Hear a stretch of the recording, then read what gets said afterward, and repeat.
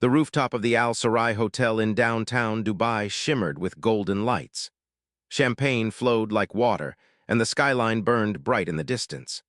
The ultra-exclusive tech gala was the talk of the year, and at its center stood Ethan Carter, the 32-year-old billionaire tech mogul, handsome in a black tux with a loosened bow tie and a whiskey in hand. But Ethan wasn't celebrating. His latest project had launched to global acclaim, and every investor in the room wanted a moment of his time. Yet he felt hollow. It had been 4 months since he'd ended his engagement with Celeste, a decision that had made headlines. In truth, he hadn't loved her. She was polished, brilliant, and perfect on paper, but Ethan craved something deeper, something real. He leaned against the edge of the marble bar, swirling his drink, watching as laughter and superficial charm bounced from every corner. That's when he saw her. She wasn't like the others, wasn't dripping in diamonds or clinging to the arm of a millionaire. Lena Morgan, 25, was serving cocktails in a midnight blue gown with a torn hem hastily stitched. Her long, braided hair was wrapped in a loose bun, and tired shadows rested under her bright, alert eyes. She was covering for a friend, a shift she hadn't planned to take. She hated working these upscale events, pretending to be invisible, overhearing billionaires joke about things she'd never afford. She hadn't even eaten that day. And yet, as her eyes met Ethan's, something sparked. "You look like you'd rather be anywhere but here," Ethan said as she set his glass down. She raised an eyebrow. "That obvious, huh?" "Same here," he replied, managing a tired smile. Lena hesitated, then broke the rules. "What would you be doing if you could disappear right now?" He leaned closer. "Painting. I used to paint. Haven't touched a brush in 8 years." Her eyes lit up. "Watercolors?" He blinked. "How'd you know?" "Call it a hunch. Watercolor types are usually the quiet ones." They laughed. He asked her to join him for a break. She said no. Twice. But on the third attempt, when he offered her a sandwich from the VIP lounge, she said yes, because she was starving. They sat in the corner balcony under fairy lights, eating in silence, the music fading in the background.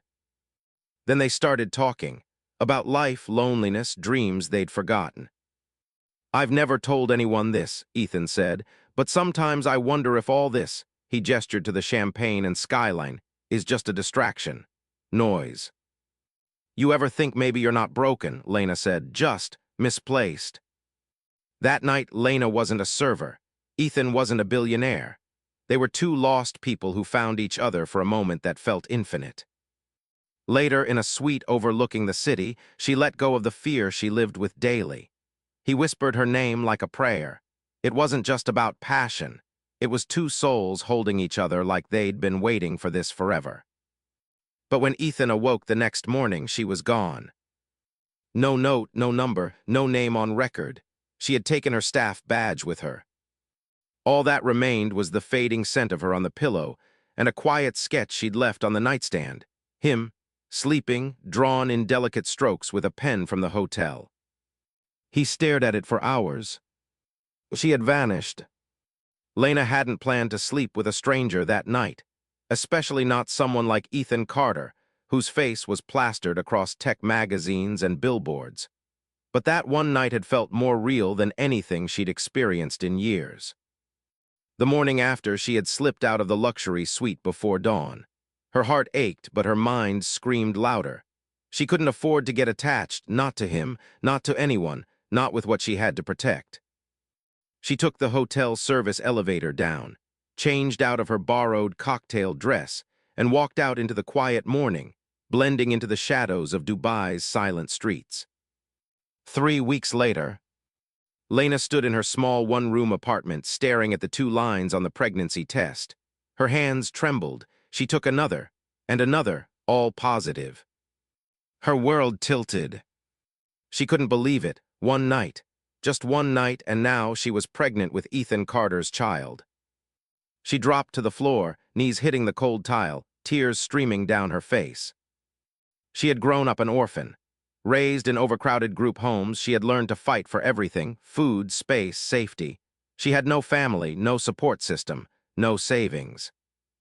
But now there were 3 tiny heartbeats inside her. At her 8-week ultrasound, the doctor gave her the news that made her head spin. Triplets, Lena choked. You're sure? The doctor smiled gently. Very sure, 3 healthy embryos. She never went back. Lena made a decision that day. She would raise them alone. Ethan Carter might have been kind for one night, but she didn't know him. He was a billionaire, a man from another universe. She didn't want money or pity, and she couldn't risk him rejecting the babies. Worse, what if he tried to take them? No, she would do it herself. She moved into a cheaper neighborhood on the outskirts of the city. Started working double shifts, cleaning offices in the morning, waitressing at night. The pregnancies were brutal. Her belly grew fast, and she fainted more than once during her shifts. Still, she never reached out to him. Ethan Carter became a distant memory, a dream she'd once touched. But her babies, they were real. When the triplets were born, Micah, Mia, and Max, Lena felt a kind of love that eclipsed everything. Holding them in her arms, she wept. They had Ethan's eyes, all 3 of them, piercing gray-blue, the same crooked smile even as infants. And yet, she never told them. She never said his name. Meanwhile, Ethan Carter never stopped thinking about her. In the years after that night, he quietly searched for her. He pulled hotel staff records, investigated the guest lists, even hired a private investigator once, but the trail was cold. No one knew her real name. The only thing he had was the sketch she'd left behind. That drawing stayed on his desk for years. Every time he closed a business deal, every time he stood on a stage, every time another woman tried to love him, he thought of her. Of Lena, the girl who had drawn him in ink like he was something worth remembering. He never forgot her laugh, the way she had called him a little broken, the way she hadn't cared about his money or his empire. He tried to move on, dated models, influencers, even tried to go back to Celeste once. But it never worked. No one ever came close. 6 years later, it was a rainy Thursday afternoon when it happened. Ethan was in his Dubai penthouse, finalizing acquisition paperwork for a French robotics firm, when his doorbell rang. His assistant was off. The security detail had stepped out to switch shifts. He opened the door himself. Standing in the hallway were 3 small children no older than 6. 1 boy, 1 girl, and another boy, all soaking wet, all with the same striking blue-gray eyes. The same eyes Ethan saw in the mirror every day. He blinked, can I help you? The girl, slightly taller than the boys, stepped forward and tilted her chin boldly. Are you Ethan Carter? She asked. Yeah. The boy to her right held out a folded piece of paper. This is from our mommy. Ethan took the paper slowly. His heart was racing, his palms suddenly sweaty. He unfolded the note. Their names are Micah, Mia, and Max. I didn't want to disrupt your life, but they've been asking about their dad. I told them they'd know him when they saw him. If you want to know them, you'll have to earn it. Elena. Ethan read the note twice, then looked back up. The little girl, Mia, stared at him with the same guarded expression Lena had once worn. Are you our daddy? She asked softly. Ethan's throat closed. He couldn't speak. Instead, he dropped to his knees, reached out his trembling hands, and whispered, I think I am. Ethan couldn't move. He was still on his knees, staring into the mirror image of his own eyes, 3 pairs of them, wide and unblinking. His hands trembled slightly as he reached forward, touching Max's small shoulder, as if to confirm they were real. Micah clutched his soaked backpack tighter. Mommy said if you don't want us, we can leave. Mia added quickly, we can take a taxi back, we know the number now. That hit Ethan like a punch to the chest. You came here alone, he whispered. Mia nodded solemnly. We know how to be careful, Mommy taught us. His throat tightened. He glanced at the note again, Lena's handwriting, unmistakable, sharp, elegant, with a slight curve to her L's. He remembered how she used to sketch with that same rhythm. If you want to know them, you'll have to earn it. Ethan stood, his voice gentle. You're not going anywhere, come inside, please. He let them in. The triplets followed him hesitantly into the penthouse.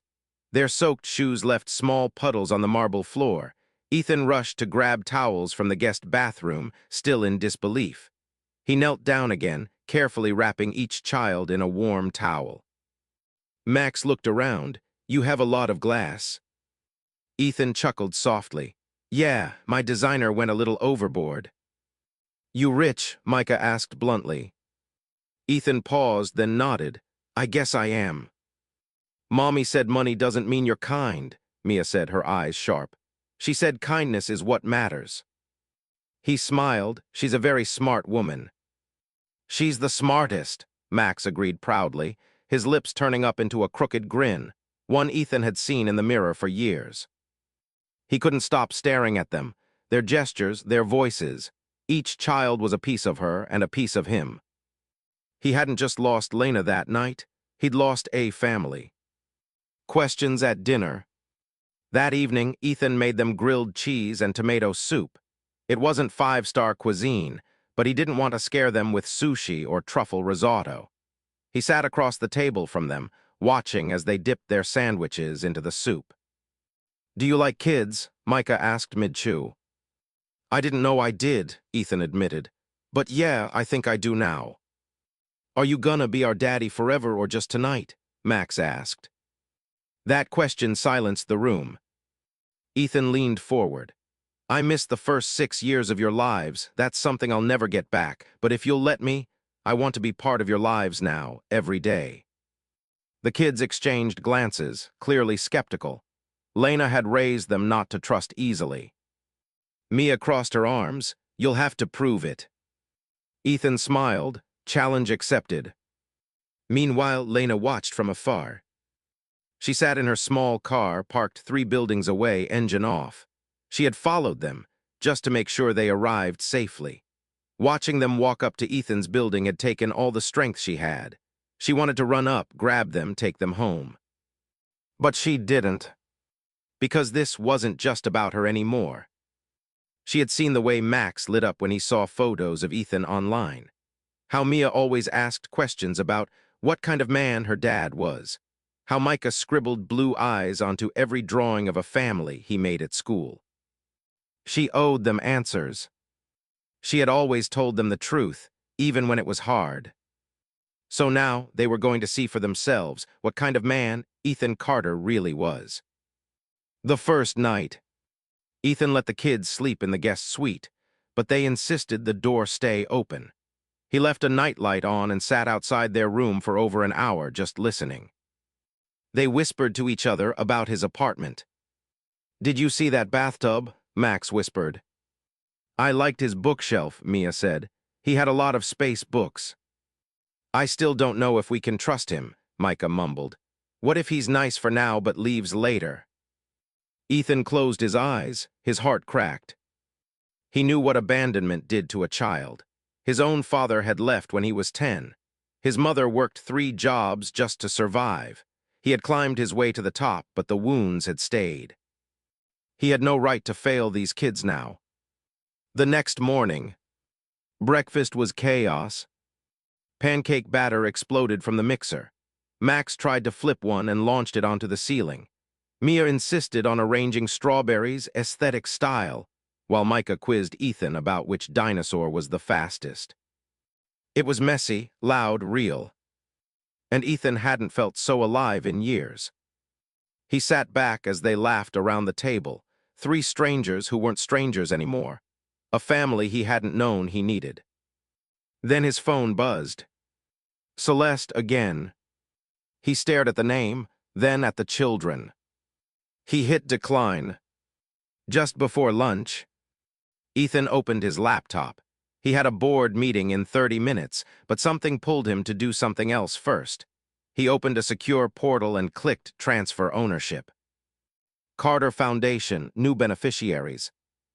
Mia Carter, Max Carter, Micah Carter. He typed their full names, added a trust clause, and stared at the screen. He wasn't just going to be a father in name. He was going to show them.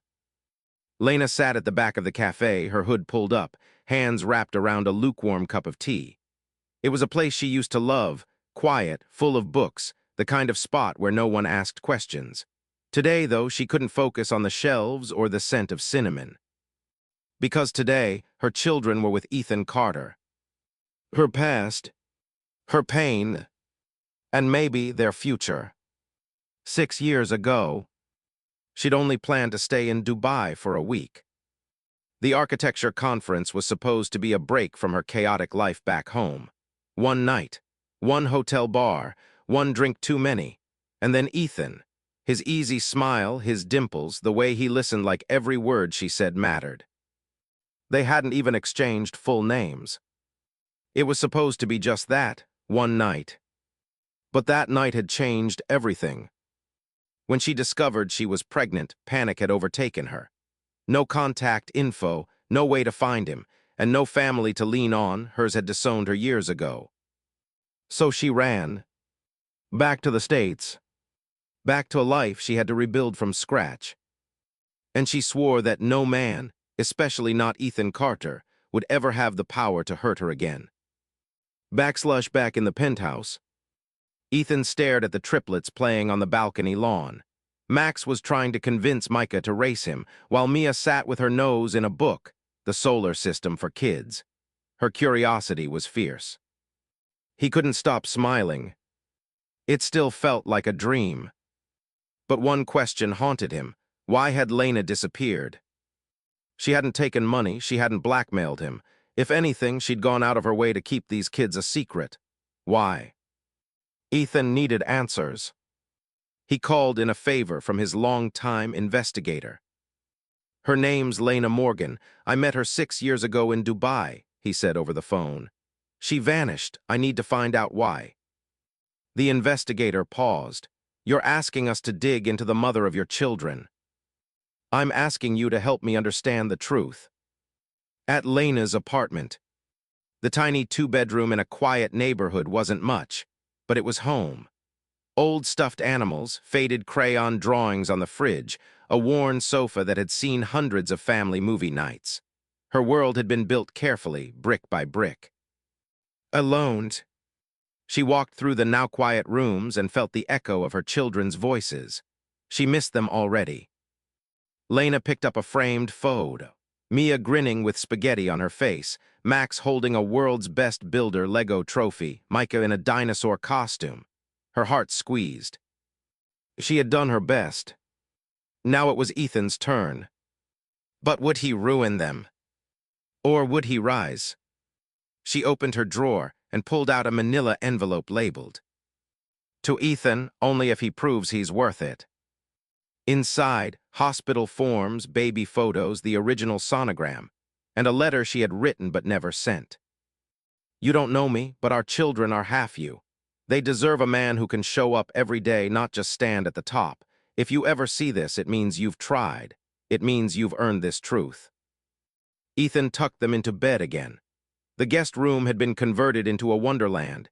He had his assistant send over blankets with stars, little astronaut pajamas, and soft nightlights shaped like planets. They fell asleep quickly, exhausted from a day of laughter. He stood by the doorway for a long time, heart full, mind racing. He knew now he didn't want temporary. He didn't want visits or shared custody or something distant and polite. He wanted them. All of them. Every tantrum, every birthday, every scraped knee. And he wanted her. The woman who had kept their world intact when he didn't even know it existed. 3 days later, the investigator returned. I found her. Ethan's pulse quickened. Where? Just 10 miles from here. Name change wasn't legal, she just dropped your last name. She works as a freelance interior architect, lives modestly.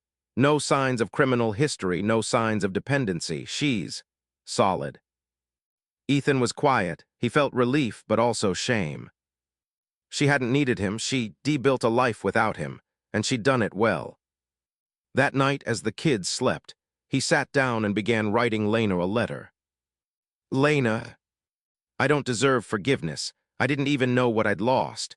But now that I do, I won't run from it. I want to earn a place in their lives, and yours too, if you'll let me. Ethan. The knock on her door came the next morning.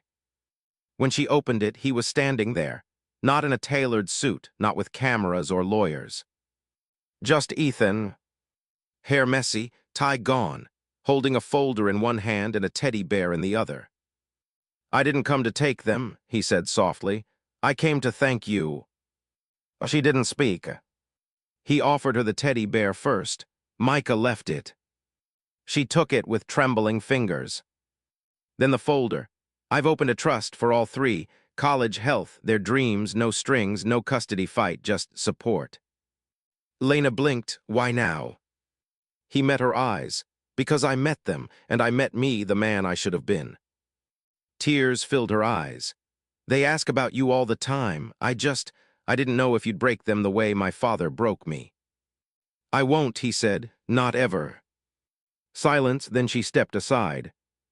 "Come in," she whispered. "Let's talk." The small apartment smelled of lemon cleaner and something sweet, maybe banana bread. Ethan stepped inside slowly, half expecting Lena to slam the door shut again, change her mind, or tell him to leave. But she didn't. She simply walked toward the kitchen, her back straight but her fingers trembling. Ethan took in the place. It wasn't big, it wasn't luxurious, but it was filled with life, artwork on the fridge, backpacks lined neatly near the door, chore charts with stars and stickers, even a little handmade card on the table that said, "Happy you're here, Mama." This was a home, one she'd built without him. "I made tea," she said, pouring into chipped mugs. "It's not the billion-dollar blend you're probably used to." "I don't care about tea," Ethan replied. "I care about what I missed." Lena paused. "I didn't keep them from you to punish you," she said. "I didn't even know how to find you, and after a while I was scared." "Of me." "Of everything," she admitted. "Of what it would mean if I showed up with 3 kids and said, 'Hey, remember me, that one-night stand from Dubai.' I thought you'd slam the door." Ethan let that sink in. "Maybe I would've," he said honestly. "Back then I was selfish, all business, all ego, but the moment I saw them, Lena, they changed me." She glanced up, surprised by the softness in his voice. He leaned forward. "Mia said something to me. She asked if astronauts ever get scared, and I told her even the bravest ones do. I was talking about myself more than her." Her eyes welled up. "She loves space. Micah's obsessed with dinosaurs. Max thinks he's an inventor." "I want to know all of it," Ethan said. "Every story, every birthday I missed, every laugh, every Band-Aid, every bedtime story." She swallowed. "That's a lot." "I have time." The apartment door opened again, and in tumbled the triplets, wild from school and full of energy. "Mama," Max pushed Micah, and the lunch lady saw. "Did not," he fell. "Micah got 2 stars today, and I only got 1. Lena tried to calm them, but before she could, all 3 kids noticed the man in the living room. They froze. Mia tilted her head. "You're the space guy." Max squinted. "You're on TV." Micah whispered, "Daddy." Lena held her breath. Ethan knelt down to their level, unsure what to do with his hands, his heart pounding in his chest. "I don't know what I'm supposed to be yet," he said gently, "but I know I want to be someone in your lives." The kids exchanged glances. Then Max walked up first. "Do you know how to build robots?" "I can learn." "Cool." Micah followed. "I have a dinosaur with 3 heads. He needs a name." "Let's name him together." Mia stepped closer last, her eyes serious. "If you hurt her," she said, pointing at Lena, "we'll all leave, and you'll never see us again." Ethan's throat tightened. "Deal." Then she smiled, wide, bright, forgiving. And suddenly, just like that, he had 3 children hugging him at once. Lena had whipped up spaghetti, the family's comfort meal. The kids slurped and laughed as Ethan fumbled with meatballs and tried not to get sauce on his shirt. He wasn't used to this chaos. But he loved it. "I want to come to your house," Max said, mouth full. "You have a pool, right?" "And a dog," added Micah. Ethan blinked. "How do you know I have a dog?" Mia grinned. We Googled you. Lena covered her face, mortified. Oh my God. It's okay, Ethan chuckled. Shadow would love to meet you. The table fell quiet for a beat, and then Micah asked, Are you gonna stay here forever? Ethan glanced at Lena. I don't know yet, he said honestly, but I'll never disappear, I promise you that. Lena and Ethan sat on the small balcony, mugs of reheated tea in hand. The city buzzed softly below them. She turned to him, vulnerability etched in her features. They think you're magic, she said. Like some superhero who just showed up, and I don't want them to get hurt when reality settles in.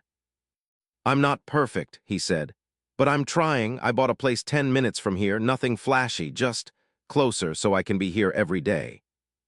Lena blinked. You did. I want to be part of this, school pickups, dentist appointments, all of it. I don't want to just fund their dreams. I want to share them. She was quiet for a moment. I don't trust easy, she said. You don't have to yet, Ethan replied. Just let me show up. And for the first time in years, she allowed herself to hope. Ethan had survived hostile boardrooms, multi-million-dollar mergers, and tense investor meetings. But nothing, absolutely nothing, had prepared him for 3 7-year-olds screaming in unison inside a candy store. It was Saturday, their first official day out together. He picked them up at 10 a.m. sharp, nervously checking his hair twice and Googling, what do kids eat for breakfast?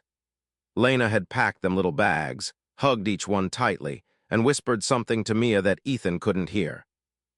Don't let him buy more than one sugary thing, she warned him as the kids tugged at his arms.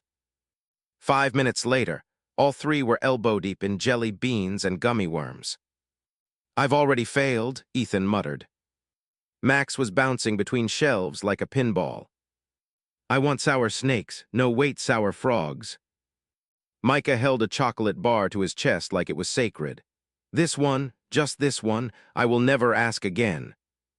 Mia, meanwhile, was staring at a display of lollipops arranged like a rainbow. Her fingers hesitated, her eyes full of wonder. You okay, sweetheart? Ethan asked. She nodded. I've never been in a place where I could pick anything. His heart tugged, then pick two. Her eyes widened. Really? Anything you want, he said softly. Today's about joy. With candy bags in hand and chocolate-stained mouths, the four of them walked into Central Park. The boys raced toward the climbing wall, while Mia held Ethan's hand. Do you love our mom? She asked suddenly. Ethan blinked. What? She cries sometimes, Mia said. At night, she hides it, but I hear, do you love her? He bent down to meet her eyes. I don't know if I deserve to say that yet, but I want to. Mia studied him like an adult would, her expression far too wise for a 7-year-old. You have to mean it, she said. I do. Okay. Then she took off running after her brothers, her curls bouncing. At noon, Ethan surprised them with a picnic, takeout sandwiches, juice boxes, and a huge lopsided chocolate cake with welcome troublemakers iced across the top. They laughed and fought over who got the corner slice. When they weren't looking, Ethan snapped a picture.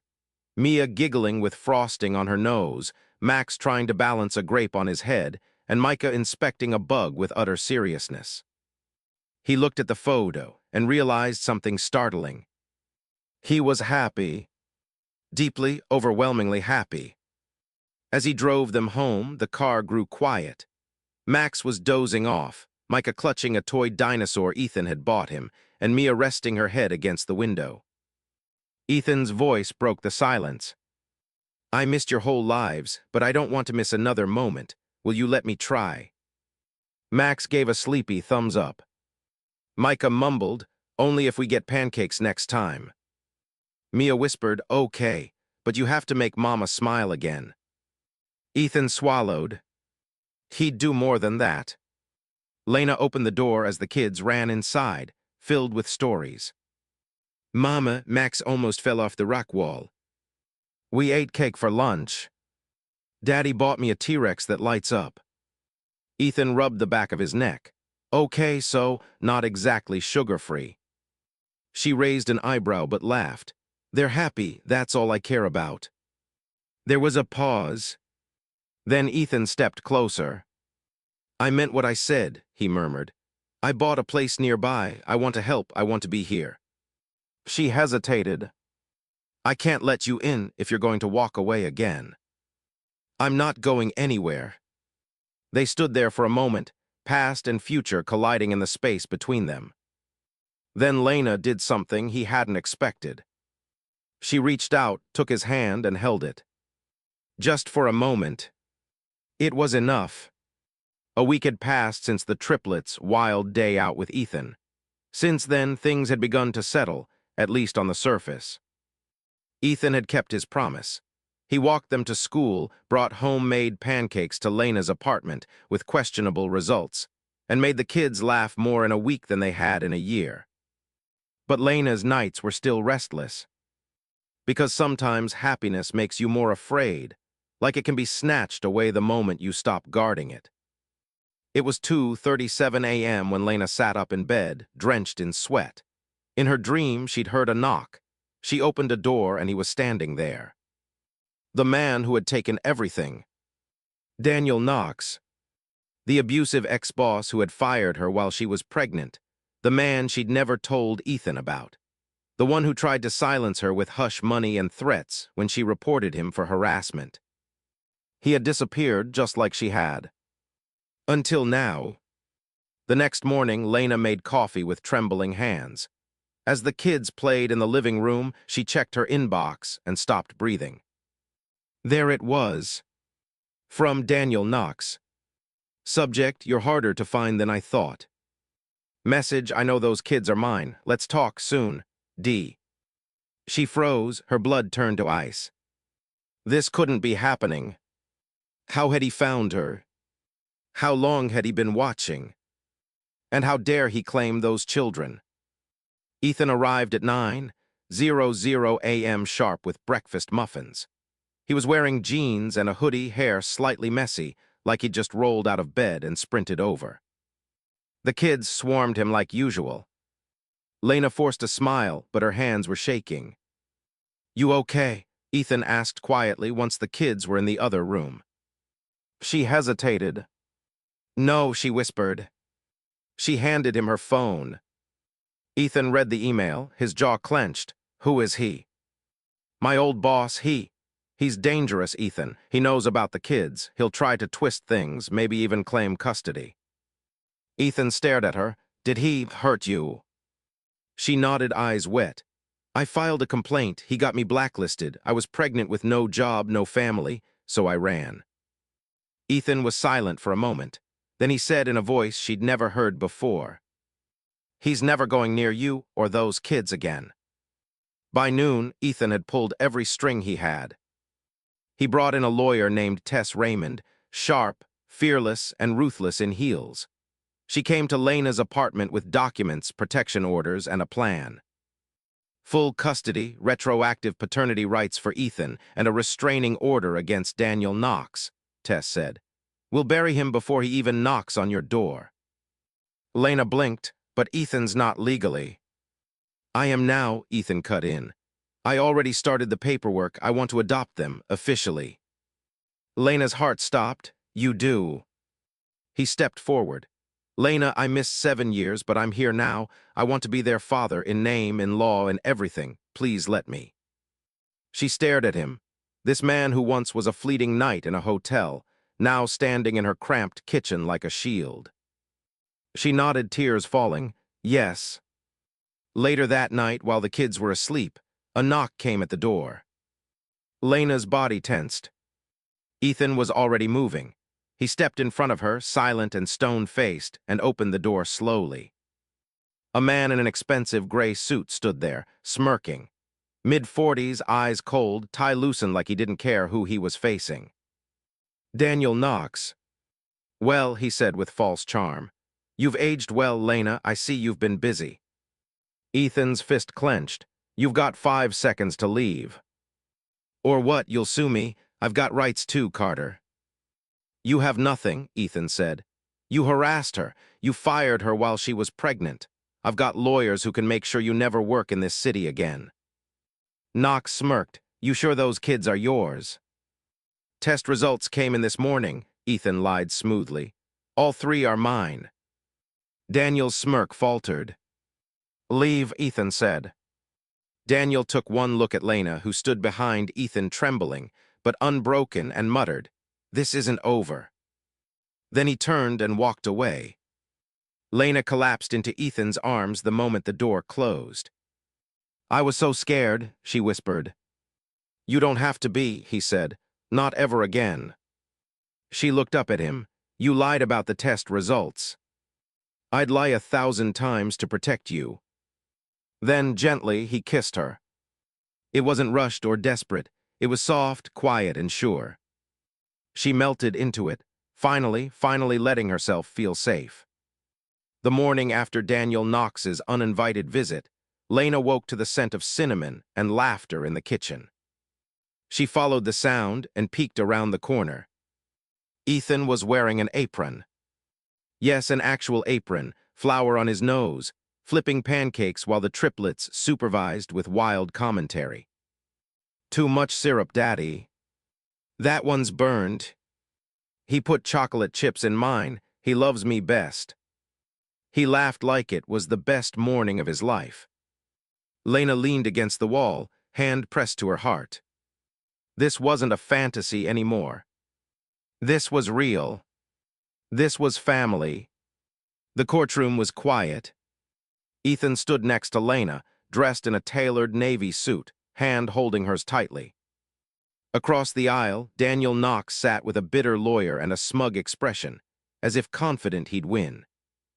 But when Tess Raymond presented the harassment complaints, the illegal firing documents, and Ethan's legal paternity request, the judge's tone shifted. Lena held her breath as the judge looked at Ethan. You wish to adopt all 3 children as your own. Yes, Your Honor, I love them. I've missed too many years, I won't miss another. The judge turned to Lena. And you agreed? Tears welled up in her eyes. With all my heart. The judge smiled. Then, effective immediately, Ethan Carter is the legal father of Logan, Liam, and Lily Carter. Logan shouted yes, loud enough to echo. Daniel Knox's lawyer tried to object, but the judge silenced him. Mr. Knox, this court finds no legal grounds for your claim. You are to have no contact with Ms. Hale or her children, permanently. Knox stood up, face red. You think this is over? The bailiff stepped forward. Sir, sit down. Ethan placed his hand on Lena's back, gently guiding her out of the courtroom. They had won. That evening, Lena thought they were heading to dinner with the kids. But instead, Ethan led her to the rooftop of a hotel, the very same hotel they'd shared a one-night stand in all those years ago. It had been transformed. Fairy lights, rose petals, a string quartet, and in the middle of the rooftop, 3 little figures holding hand-painted signs. Will you marry our daddy? Lena gasped. Ethan stepped forward, pulling a ring box from his coat pocket. Lena, I never stopped wondering what could have been if I had just gotten your number. I spent years thinking that night was just a mistake I couldn't undo. He dropped to one knee. But that night gave me the greatest gift of my life, 3 of them, and I never want to lose any of you again. Will you marry me, Lena Hale, and make this family official? Lena dropped to her knees in front of him, laughing through tears. Yes, yes, Ethan, of course I will. The triplets screamed. Liam tried to throw confetti. Logan kissed the ring before Ethan even had a chance to put it on. Lily tackled them both in a group hug. They got married 6 weeks later on a private beach Ethan rented for the day. Lena walked down the sandy aisle barefoot, her hair braided with wildflowers, hand in hand with Lily. Logan and Liam wore suspenders and matching boaties, constantly trying not to mess up their jobs as ring security. When Lena reached Ethan, he was already crying. So was everyone else. 3 years later, Ethan pulled into the driveway of a large but cozy beachside house. No mansion, no media frenzy, just the life they chose together. The front yard was a jungle of toy swords, soccer balls, a lemonade stand, and a very tired-looking inflatable unicorn. Inside, Lena was wearing scrubs and kissing all three kids goodbye as she headed off to her first shift, as the director of a children's hospital Ethan had built in her name. "I'll be back before bedtime," she called. "Promise," Logan said. "I pinky swear." Ethan grinned from the doorway. "Need a ride, Dr. Carter?" Lena smirked, always. She winked at the kids, kissed them again, and let Ethan sweep her into the passenger seat. As they drove down the quiet road toward the hospital, hand in hand, Ethan glanced at her. "Do you still think that night was a mistake?" She laughed softly. "No, it was the best wrong turn I ever took." He smiled. "Then here's to a lifetime of beautiful mistakes."